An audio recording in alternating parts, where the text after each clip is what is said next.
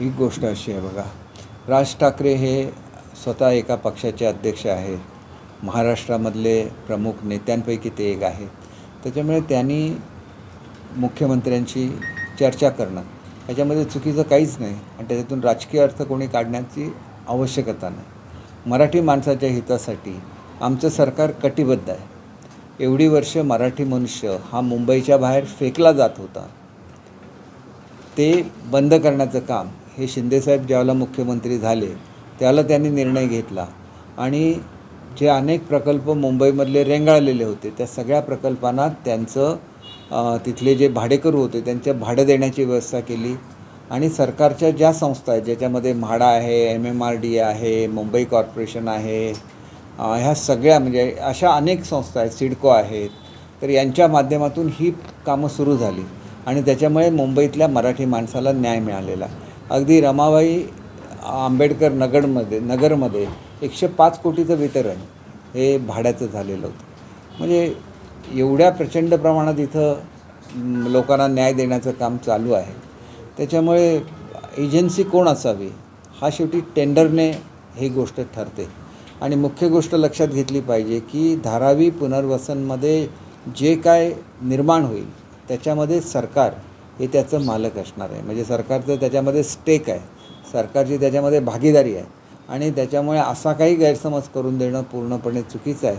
आणि राजसाहेबांचा कोणी असा गैरसमज करून दिलेला असेल तर मुख्यमंत्री महोदयांनी निश्चितपणे तो दूर केलेला असेल याची मला खात्री आहे.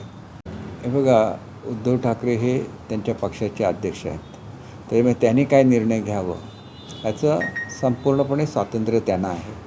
माझं स्वतःची संस्कृती नेहमी अशी राहिलेली आहे की कुठल्याही कौटुंबिक बाबीवर आपण स्टेटमेंट करायचं नाही आणि त्यांच्या कुटुंबियांच्याबद्दल आदर असल्यामुळे मला याच्यावर काही स्टेटमेंट करणं मला स्वतःला योग्य वाटत नाही. ज्यावेळेला त्यांच्याविरुद्ध राजकीय स्टेटमेंट द्यायचं असतं आम्ही देतोच. त्यांच्या बोलण्यामध्ये कुठलं चूक झालं, बोलण्यामधून किंवा पक्षाच्या निर्णयामध्ये काही चूक असेल त्या निर्णयावर मी बोलतो. परंतु त्यांच्या घरगुती बाबतीत आपण बोलणं हे शेवटी भरतशेठ बोलले हे योग्य अयोग्य ह्याच्यावर मी काय बोलणार नाही, कारण ते आमचे सहकारी आहेत, त्यांच्यावर मी कसं स्टेटमेंट करणार.